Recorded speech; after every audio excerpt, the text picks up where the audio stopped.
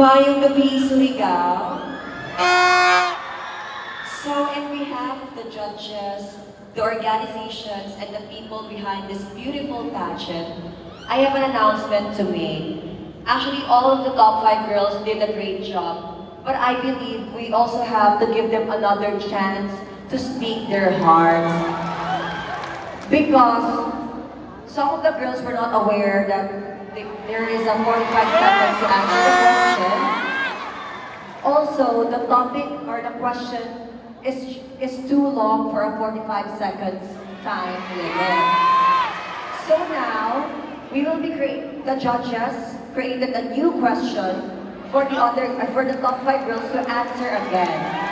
So this means they will also answer one common question still the same, but the scores from the first question will not be discredited.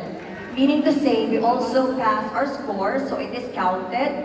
So 2 of the questions will now be evaluated to pick the deserving winner. Is that okay?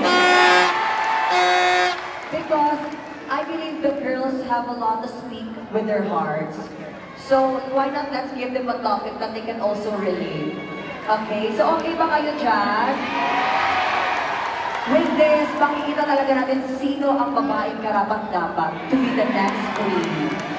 So thank you everyone! Thank you.